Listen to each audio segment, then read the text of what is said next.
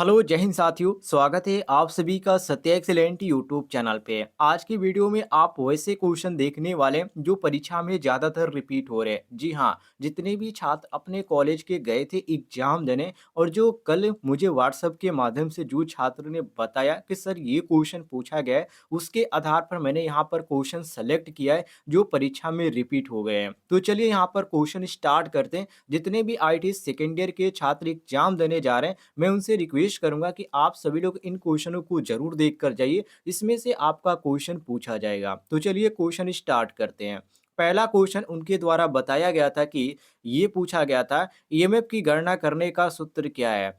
एक DC motor में EMF की गणना करने का सूत्र क्या होता है। ईएमएफ का मतलब क्या होता है, इलेक्ट्रोमोटिव फोर्स। मैं कई बार वीडियो में रिपीट कर चुका हूं। तो देखिए, ईएमएफ की गणना करने का जो सूत्र होता है, ईबी बराबर भी minus I A into R A होता है, जो कि बोल्ट्स में है। ऑप्शन नंबर सी यहाँ पर बिल्कुल करेक्ट आपका हो जाएगा। सी ऑप्शन करेक्ट आंसर हो जाएगा।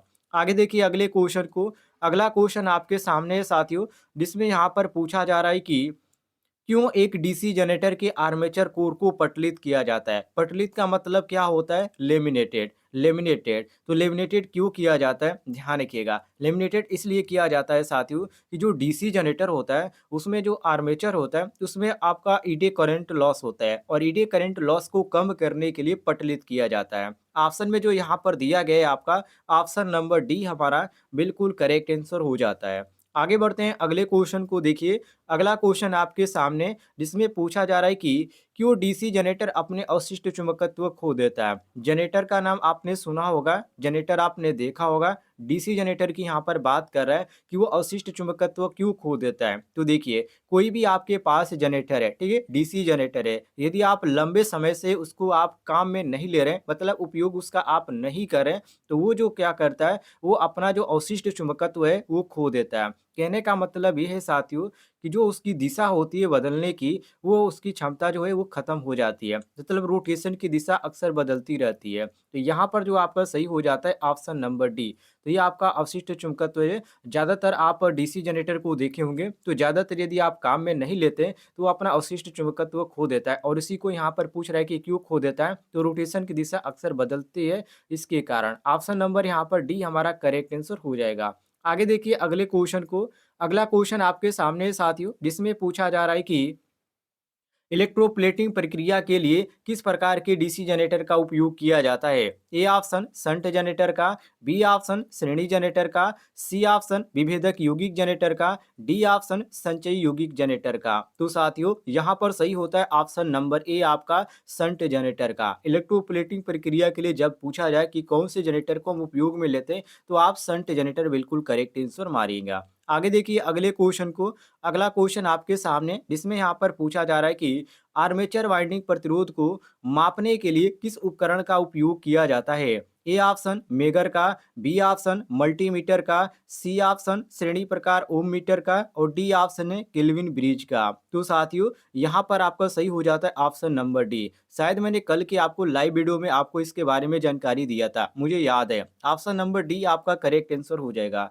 और यदि आप इन क्वेश्चनों का यहाँ पर फुल जो यहाँ पर पीडीएफ आप प्राप्त करना चाहते हैं, या जो यहाँ पर क्वेश्चन ज़्यादातर पूछे जाते हैं वो आप देखना चाहते हैं, तो चैनल पे अपलोड है, आप देख लीजिएगा। और कुछ वीडियो का लिंक मैंने इस वीडियो के डिस्क्रिप्शन बॉक्स में दे रखा है, तो वहाँ से भी आप उन क्वेश्चनों को देख लीजिएगा। चलिए आगे देखते हैं अगले क्वेश्चन को। अगला क्वेश्चन आपके सामने है, निरंतर गति ड्राइव के लिए किस प्रकार की डीसी मोटर का उपयोग किया जाता है। ए ऑप्शन डीसी श्रेणी motor, B option DC shunt motor, C option differential long shunt compound motor, और डी ऑप्शन है differential short shunt compound motor. तो साथियों यहाँ पर सही होता है ऑप्शन नंबर बी आपका, DC shunt motor. B option question के अनुसार आपका बिल्कुल करेक्ट आंसर हो जाएगा।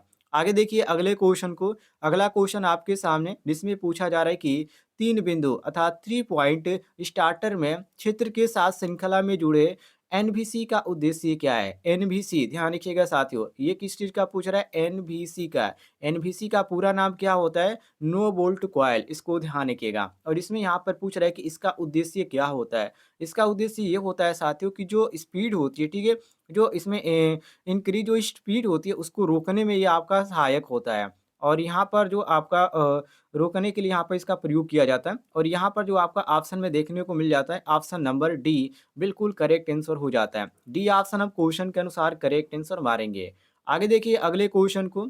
अगला क्वेश्चन आपके सामने जिसमें पूछा जा रहा है कि एसी 3 कला इंडक्शन मोटर की प्रतिशत स्लिप की गणना करने के लिए किस सूत्र का उपयोग किया जाता है? A option N S minus N R upon N S गुणे 100 या अलग अलग यहाँ पर कंफ्यूजन टाइप का आपको ऑप्शन दिया गया। एक ही वर्ड यहाँ पर लिखा गया लेकिन कुछ यहाँ पर घुमा फिर कर लिखा गया ताकि आप कंफ्यूज हो जाएं। तो देखिए आप इसका सही यदि आप सूत्र जानते हैं तो आसानी से आप जान पाएंगे। देखिए इसका सही होता है N S minus N R upon NS है, ठीक है? और गुणे आपका 100 हो जाता है। जब प्रतिशत की बात आती है तो यहाँ पर गुणे 100 कर देते हैं। तो देखिए यहाँ पर जो आपका सही हो जाता है साथियों ऑप्शन नंबर ए बिल्कुल करेक्ट आंसर हो जाता है। ए ऑप्शन हम बिल्कुल करेक्ट आंसर मारेंगे। आगे बढ़ते हैं अगले क्वेश्चन को।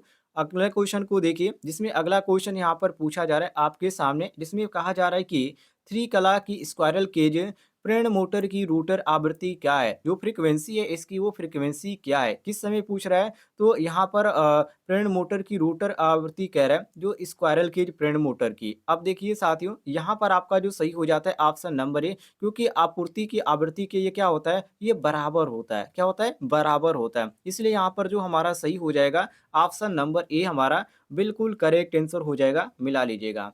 आगे देखिए अगले क्वेश्चन को।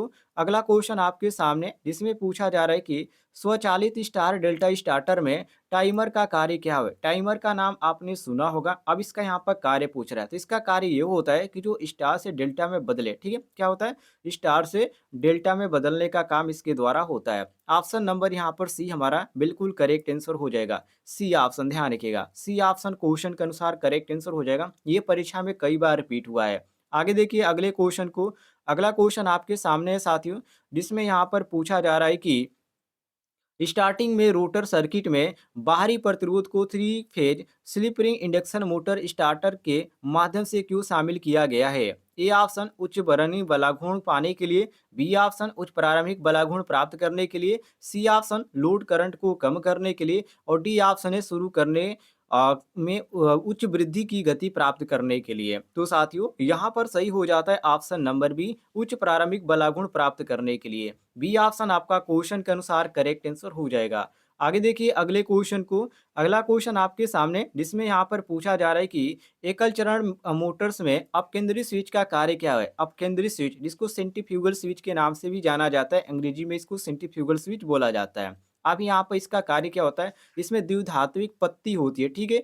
उसका यहाँ पर कमाल होता है और इसका यदि कार्य की बात किया जाए तो इसमें कार्य इसका ये होता है कि आरंभिक वाइंडिंग को विसंयोजित करना, ठीक है? क्या करना? विसंयोजित मतलब कि रोक देना इसका कार्य होता है। तो यहाँ पर आपका जो सही हो जाता है ऑप्शन नंबर बी बिल्कुल करेक्ट आंसर हो जाता है, मिला लीजिएगा।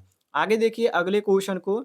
अगला क्वेश्चन आपके सामने जिसमें पूछा जा रहा है कि दोलन सर्किट में अनुनाद आवृत्ति की गणना करने का सूत्र क्या है? एफ आर बराबर 1/2 पाई एल सी या एफ आर बराबर 1/2 पाई आर एल सी या यहाँ पर दिया गया एफ आर बराबर 1/2 pi under root L C. तो देखिए यहाँ पर जो आपका सही हो जाता है साथियों ऑप्शन नंबर सी ये आपका सही हो जाता है। सही सूत्र जो इसका गणना करने का होता है वो आपका यहाँ पर सी ऑप्शन दिया गया। सी ऑप्शन आपका करेक्ट आंसर हो जाएगा।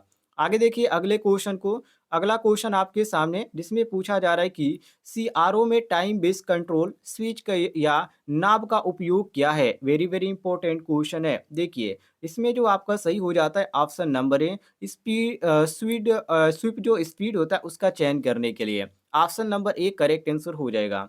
आगे देखिए अगले क्वेश्चन को। अगला क्वेश्चन आपके सामने है साथियों जिसमें पूछा जा रहा है कि फील्ड इफेक्ट ट्रांजिस्टर अर्थात एफईटी का मुख्य अनुप्रयोग क्या है? एफईटी का पूरा नाम क्या होता है? Field effect transistor. और इसका यहाँ पर पूछ रहा है कि मुख्य अनुप्रयोग क्या होता है? इसका मुख्य अनुप्रयोग होता है वोल्टेज नियंत्रण डिवाइस के अंतर्गत। ऑप्शन नंबर ए हमारा बिल्कुल करेक्ट आंसर हो जाएगा, मिला लीजिएगा।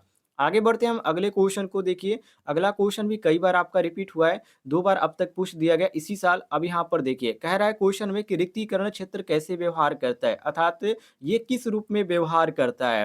प्रतिरोधक के रूप में या कुचालक के रूप में या सुचालक के रूप में या अर्धचालक के रूप में? तो साथियों यहाँ पर सही होता है ऑप्शन नंबर बी कुचालक के रूप में। बी ऑप्शन आपका क्वेश्चन के अनुसार करेक्ट आंसर हो जाएगा, मिला लीजिएगा।